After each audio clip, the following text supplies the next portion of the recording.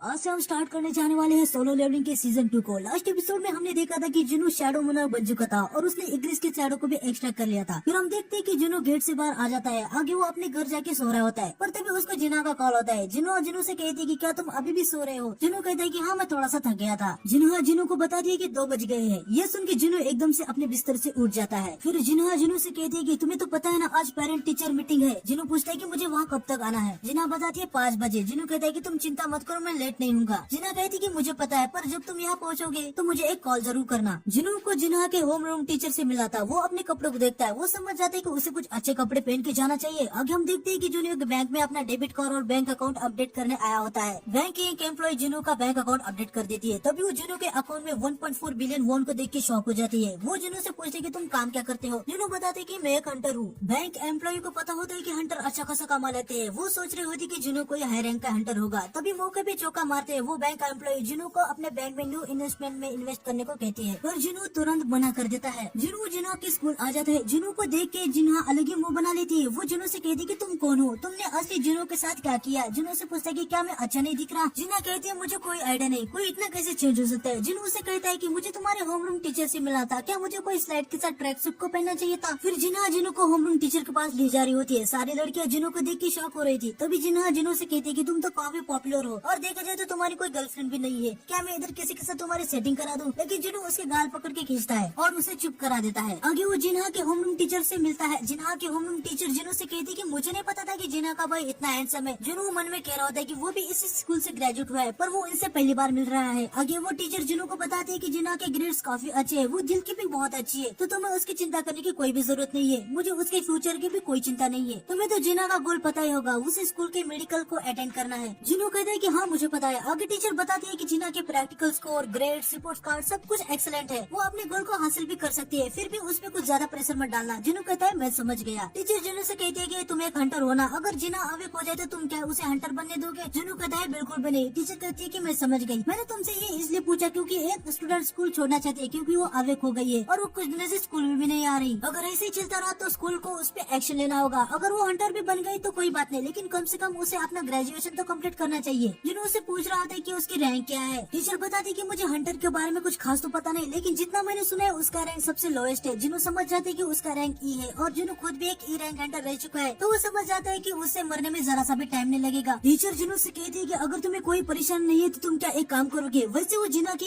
एक फ्रेंड है, तो क्या तुम उसको कम से कम स्कूल फिनिश करने के लिए मनाओगे? जुनू उनसे कहता है कि क्या वो जिना की फ्रेंड है? टीचर कहती है उसका नाम है हान सोंगी। फिर हमें इवनिंग में दिखा दिया जहाँ जुनू एक अपार्टमेंट के नीचे आकर खड़ा था। तभी वहाँ पे एक लड़की आती है जो कोई और नेबर की सोंगी ही होती है। सोंगी जुनू से कह रही होती है कि मिस्टर आप यहाँ पे क्या कर रहे हो? क्या आप वही हंटर हो जिसे टीचर ने मुझसे बात करने के लिए कहा था? जुनू सोंगी को उसकी और जिना की फोटो दिखाता है और पूछता है कि क्या तुम इस लड़की को जानती हो? क्या तुम इस लड़की की फ्रेंड हो? सोंगी कहती है कि हाँ ये तो जिना है। क्या आप उसके बड़े भाई है? मैं आपसे मिलने हॉस्पिटल में आई थी जब आप एडमिट थे। अब मुझे सब समझ आ रहा है, आप मेरे होमरूम टीचर को कैसे जानते हो, क्योंकि आप जिना के बड़े भाई हो। जुनू उसे कहता है कि वैसे हमारी कुछ ज्यादा जान पहचान नहीं है। फिर जुनू उसे डंजन के बारे में बताने लगता है। रेगुलर अटैक मैजिक बीस्ट पे काम नहीं करते, तुम्हारे पास एक हथियार होना चाहिए, पर तुमने हथियार भी ले लिया तो वो ज्यादा नहीं टिकेगा, तुम्हें बार बार उन्हें खरीदना होगा, इसलिए ई रैंक हंटर को प्रॉफिट कमाने में बहुत ज्यादा मुश्किल होती है। क्या तुम बिना हथियार लड़ने के बारे में सोच रही हो? ये मत कहना कि तुम बस पैसे कमाने के लिए हंटर बनना चाहती हो। लेकिन सोंगी जुनू से कह रही होती कि आप यहाँ भी मुझे लेक्चर देने आ रहे हो तो इसके बारे में बोल जाओ, आप भी तो मेरी तरह एक ई रैंक हंटर हो। जुनू मन में कह रहा होता है कि मुझे पता था कि ये लड़की जिद्दी होगी। खैर मैं भी तो ऐसा ही था। वो उसे कह रहा होता है कि चिंता मत करो, मैं तुम्हें यहाँ क्विट करने के लिए मनाने वाला नहीं हूँ। जुनू मन में कहता है जब तक तुम उस खतरनाक दुनिया को अपनी आंखों से नहीं देखोगी तुम्हें कुछ भी समझ नहीं आने वाला। सोंगी कहने लगती है कि तो आप यहाँ पे क्यों आए हो? जुनू उसे कहता है कि मैं तुम्हें एक ग्रेट हंटर बनाने वाला हूँ। फिर हमें एयरपोर्ट को दिखाते हैं जहाँ हम डॉन्स को आया होता है। उसका वेलकम करने जिनचुल भी आया था। डॉन्स जिनचुल से कहता है कि हंटर गिल्ड को मुझसे क्या काम, तुम यहाँ पे क्या करने आए हो? वैसे तुम्हें देख के मुझे अच्छा ही लगा है। जिनचुल उसे कहता है नॉर्मल सी बात है, एक एस रैंक का हंटर कोरिया में आया है, इसकी इन्फॉर्मेशन हमारी सर्विलियंस डिवीजन टीम को पहले से ही पता चल गई थी। डोंगसू से कहता है कि क्या सर्विलेंस टीम तुम अभी भी उस बुड्ढे चेयरमैन गोगुन के लिए काम करते हो? तुम उसके राइट हैंड हो ना? अगर मैं तुम्हारी जगह होता तो मैं उस बुड्ढे की बैंड बजा के खुद राज करता। जिनचू उसे कहता है कि आप यहाँ पे कब तक रुकने वाले हो? डोंगसू उसे कहता है कि मैं यहाँ पे ज्यादा नहीं रुकने वाला, जैसे ही मेरा काम खत्म हो जाएगा मैं यहाँ से चला जाऊंगा। जिनचू उसे कहता है कि आपका काम ए रैंक के जिन्हो और डी रैंक के जिन्हो से तो नहीं है। डोंगसू उसे कहता है कि मुझे सर्विलेंस एजेंसी यही उम्मीद थी, तुम्हें पता होने के बाद भी तुम मुझसे पूछ रहे हो क्या तुम मुझे रोकोगे? जिनचुल कहता है कि मैं तो बस अपना काम कर रहा था सर। तभी वो पीछे से 2 लो रैंक के हंटर को जाते हुए देखता है। डोंगसू जिनचू से से कह रहा होता है कि मुझे तुम हमेशा से ही पसंद थे। स्कैवेंजर गिल्ड को ज्वाइन करने के बारे में क्या सोचते हो? हम तुम्हें उस बुड्ढे से अच्छा पे करेंगे। जिनचुल मन में बोल रहा होता है कि हंटर को डोंगसू और उसके बड़े भाई पे पहले से ही शक था। जैसे लिजर्ड अपने खुद की पूंछ को काटती है, वैसे ही इनका बड़ा भाई और ये हंटर्स को मार डालते थे, लेकिन कुछ भी सबूत न मिलने के कारण हम कुछ भी नहीं कर पाए थे। अगली सीन में हम देखते हैं कि जिन्हों सोंगी को व्हाइट टाइगर गिल्ड के ट्रेनिंग गेट जो न्यू हंटर्स के लिए है उसके पास लेके आया था, जिसका इंतजाम जिन्हों के रिक्वेस्ट में मिस्टर आर्म ने किया था, जो कि व्हाइट गिल्ड टाइगर के सेकंड डिवीजन के चीफ थे। पहले ये सब एक दूसरे को इंट्रोड्यूस कराते हैं। मिस्टर आर्म को इराक हंटर सोंगी से कुछ ज्यादा एक्सपेक्टेशन नहीं थी, लेकिन तब उसे याद आता है कि जिन्हों भी तो एक इराक हंटर है, इसलिए वो सीधे अभी कंक्लूजन पे नहीं आता। उसे लग रहा होता है कि जिन्हों व्हाइट टाइगर गिल्ड में इंटरेस्टेड है। मिस्टर आर्म बता रहे होते हैं कि इस जगह पे काफी ज्यादा गेट ओपन होते रहते हैं, तो यहाँ पे ज्यादा लोग नहीं रहते, लेकिन आज एक सी रैंक का गेट भी ओपन हुआ है जो इनके लिए अभी फिलहाल के लिए ट्रेनिंग के लिए बेस्ट है। तभी वहाँ पे एक फुल आर्मर में बंदा आता है। वो कहता है कि ऑलरेडी 9 बज चुके हैं, बातें बंद करो और अंदर चलो। जिन्हों कहता है कि ये कौन है? मिस्टर आर्म बताते हैं कि ये हमारा न्यू ए रैंक हंटर है, जो कि एक टैंक है। जब हमने आप यहाँ पे आ रहे हैं इसके बारे में उसको बताया तो वो इससे थोड़ा सा नाराज हो गया है। उसको लगता है कि हम किसी ट्रिप पे जा रहे हैं। उसका नाम किम चुल है और वो आज की स्ट्राइक स्क्वाड को लीड करने वाला है। आज की स्ट्राइक स्क्वाड में एक ए रैंक, 7 बी रैंक और 4 सी रैंक के हंटर्स हैं, जो कि टोटल 12 मेंबर्स हैं। मैं जानता हूँ कि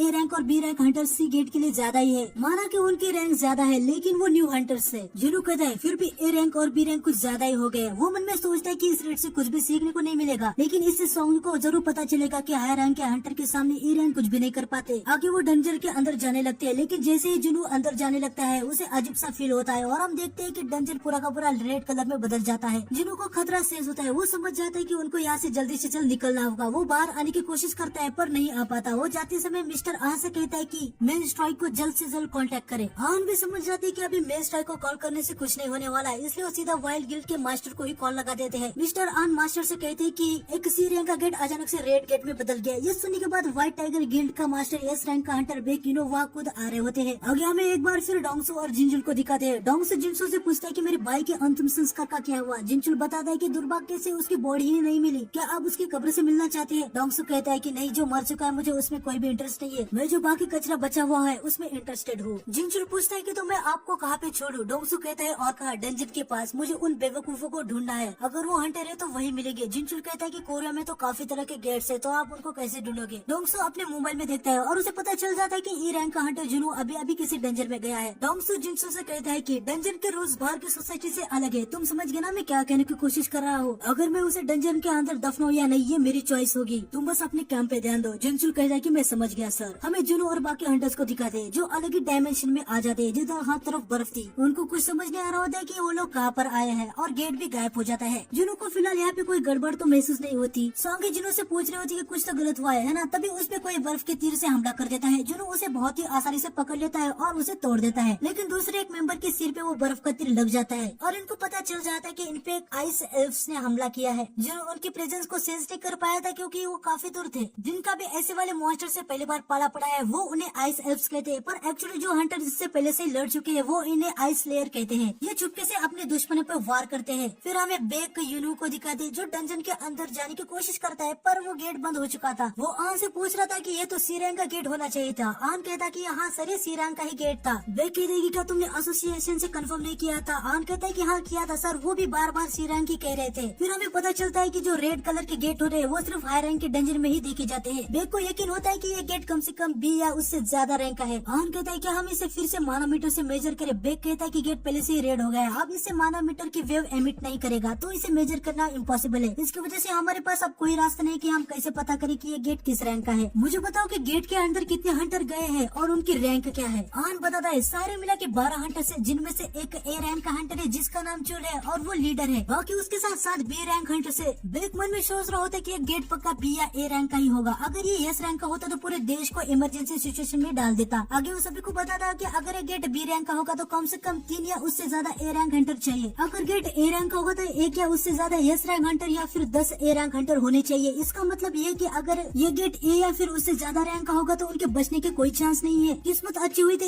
ए और बी रैंक के कुछ हंटर बच सकते हैं। तभी आन कहता है कि एक और पर्सन गेट के अंदर गया है जिसपे मेरी कुछ दिनों से नजर है। बेक कहता है कि क्या एक हंटर जिसपे तुम नजर रखे हो, कौन है वो, उसकी रैंक क्या है, ए या बी? लेकिन आन अपने मुंडे हिला के नहीं कहता है। बेक खुशी से कह रहा है क्या तुम कहना चाहते हो वो एक एस रैंक का हंटर है जो हमारे न्यू हंटर के साथ गया है? आन बेक से कहता है कि नहीं सर, वो एक ई रैंक का हंटर है। फिर हमें डंजन के अंदर का सीन दिखा दे जहाँ जुनू समझ जाता है कि वो जो एल्फ स्लेयर है ना वो पहले फाइनली कमजोर हंटर पे वार कर रहे हैं। जिन्हों मन में कह रहा होता है कि अगर वो यहाँ पे 2 महीने पहले आता तो इनके जो तीर है ना वो उसको लग सकते थे। आगे वो कह रहा होता है कि तुमको तो मैं अपने हाथों से ही मारूंगा। तभी किमचुल कहता है कि तुम लोग में से शायद किसी ने अब तक नोटिस नहीं किया होगा, पर फिलहाल हम एक रेड गेट के अंदर है। इसका मतलब है कि कोई भी इस डंजन के अंदर नहीं आ सकता। ये गेट तभी ओपन होगा जब हम सारे मर जाए या फिर डंजन ब्रेक हो जाए। सॉन्गी जिन्हों से पूछ रहे होती कि मिस्टर ये रेड गेट क्या होता है। जिन्हों बताता है कि ये एक स्पेशल गेट है जो दूसरे डायमेंशन से कनेक्ट है। जैसे कोई इसके अंदर अपना पैर रखता है उसका बाहर वाली दुनिया से कनेक्शन कट हो जाता है। इससे भाग नहीं सकते जब तक डंजन के बॉस को हरा ना दे या फिर डंजन ब्रेक ना हो जाए। दूसरे शब्दों में मैं कहूँ तो यहाँ पे हम सब अब फंस चुके हैं। तो आज के एपिसोड में इतना ही। नेक्स्ट एपिसोड कल आएगा तो चैनल को सब्सक्राइब कर देना और देखने के लिए thank you so much. Sayonara.